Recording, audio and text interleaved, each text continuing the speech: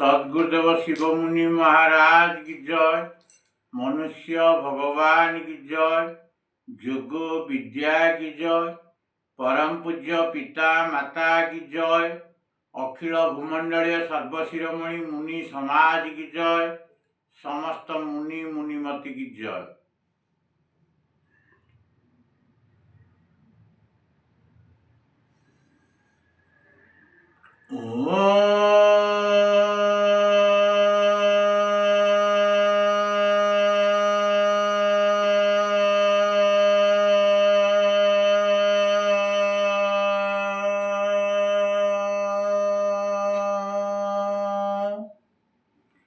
मु आज यही सत्संगे सर्वप्रथमे आत्मदेव स्तुति करी आत्मज्ञान विषय किसी आलोचना करिया जाऊँगी।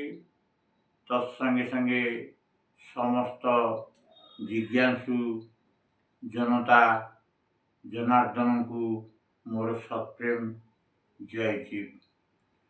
आम आज सुभावना द्वारा आमर कि उपकार हेब आमे सेही विषय आलोचना करिबा। चेतन हेउछि समस्तंकर प्रेरक। तेणु चेतन कौन आमे जानिबा उचित। चेतनता जेउथिरे रहिछि ताहा चेतन।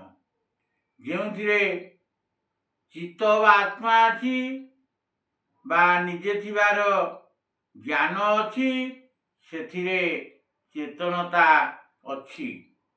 जेउठी चित्त रहिबो सेथिरे मन ओ इच्छा थिबो। मनर मनन इच्छा भावना रूपरे होई थाए। काम करिया पूर्वरु मनुष्य ताहा करिया पाई दृढ़ इच्छा करी थाए।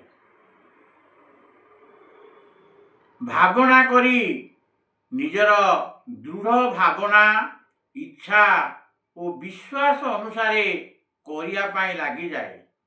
जदि इच्छा भावना और विश्वास दृढ़ थाए तेबे से काम को मन लगाई करी सफल हुए।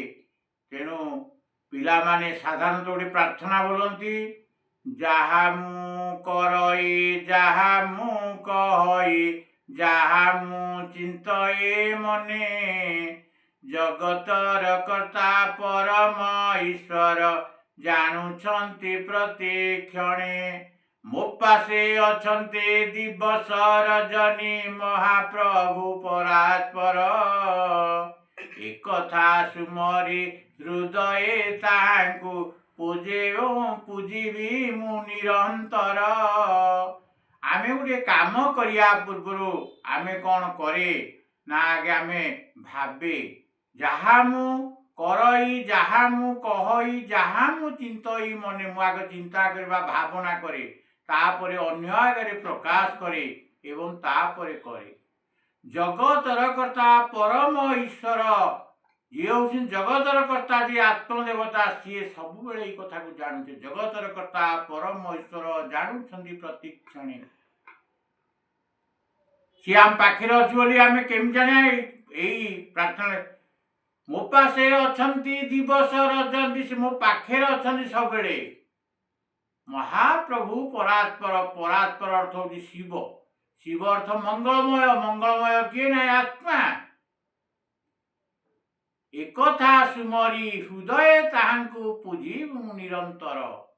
से आत्मदेव को मु सबु बेले पूजा करी। केवल सकाळे नुहे कि संध्या बेले नुहे। से फूल चंदन दरकार नहीं कि टंका पैसा दरकार नहीं कि भोगराग दरकार नहीं। आमे भावना द्वारा से आत्मदेव को आम स्तुति करिबा। जे जेते चेतन से सेते ज्ञानवान ओ बुद्धिवान हेब। ज्ञान ओ बुद्धि न लगाई जदि जने बलद परी काम करे ताहाले से निज लक्ष्य सेते सफल हुए ना। ज्ञानी और बुद्धिमान सफल हुए आत्मा मध्य जेपरी भावना आसे ठीक सेही परी सबु कथा और काम शरीर मध्य हेबाकु लागे।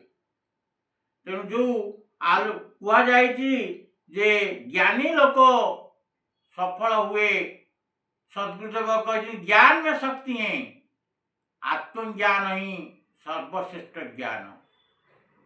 तेणु प्रहलाद सांग कहते सुन रे असुर कुमार आत्मार ज्ञान नाही जार तार जीवन कारण एबेठू सावधाने शुण। तेणु जे जेते चेतन से सेते ज्ञानवान एवं बलवान हेब। ज्ञान और बुद्धि लगाई बलद परी काम करिवा लोक निज लक्ष्य सेते सफल हो पारिबो नाही। ज्ञानी और बुद्धिमान सब कार्य सफल हुए। आत्मा मध्य जेपरी भावना आसे ठीक सेही परी सबु कथा ओ काम शरीर मध्य हेबाकु लागे। भावना विश्वास और इच्छा अनुसार मनुष्य आत्मा निज जीवन भाग्य और परिस्थिति तैयारी करे और नष्ट करे। जहार भावना और विश्वास जे मु एही काम को करि पारिबि नाही और निजको नीच भावे से केवे उच्च कार्य करि पारे नाही। जे निजको संसार कौनसी कार्य पाई अयोग्य भावे से अज्ञानी एवं महापापी ओ से संसार कौनसी कार्य करि पारे नाही। यही सत्य ज्ञान हेउची मुनि समाजर दान। मुनि समाज ये सत्य ज्ञान समस्त को शिक्षा दिए। रोग दोष बात पित्त कफ कमर पेट गुह्यद्वार अंतनाड़ी सबू हेउची जड़ और जड़ हेबा जोगु आमर एही गुड़िक अधीन ओ चेतनार निर्देश बा आत्मार निर्देश चलती एवं निजे किछि एमाने करि पारंती नाही। आपण जेपरी एमानकु एही गुड़िक चलाइबे सेही परी एही गुड़िक चालिबाकू बाध्य। यहा नियम होइतिबा जोगु यहा अटल ओ अचल। जदि आपणकर ए ज्ञान रे विश्वास होइगला आउ निजर स्वामित्व ओ ईश्वरत्व को जानिगले तेबे रोग बात पित्त कफ आपणकर किछि करि पारिबो नाही। जेउ समय आपण एही सत्य ज्ञान को धारण करिवे सेही समय आपण निरोग सबल हेबाकू लागिबे। आपण मुनि समाज साधन जदि कौनसी कारण कौनसी दिन करि पारु नाहंती तेबे अति कम निश्चित भाव प्रतिदिन सकाळे एवं संध्यारे प्रत्येक मुनि एकाग्रचित होई शुभ भावना करिवा उचित। यही शुभ भावना विधि अनुसार करिवा उचित से विषय आमे आगरू आलोचना करिछे एवं हिंदी रे मध्य 5 पद विशिष्ट शुभ भावना रहिछि एवं ओडिया रे मध्य 5 पद विशिष्ट शुभ भावना रहिछि। तेणु आपण माने ए 3 पद विशिष्ट संस्कृत बा ओडिया करिवा भल कारण 3 थर प्रणाम करिया पड़िबो। किंतु जदि 5 पद विशिष्ट शुभ भावना करंती ताहाले प्रति पदर शेष रे आपण शुभ भावना मने मने करिवे एवं तार अर्थ मने मने करिवे। जे कौन 3 पद हो बा 5 पद हो जो पद शुभ भावना करिवे आमे मने मने ताकू पढ़िबा जे पढ़ी बाहर को शुभा न जाए एवं तार अर्थ मध्य मने मने करिबा। मु एति कही सत्संग को समाप्त करुछि।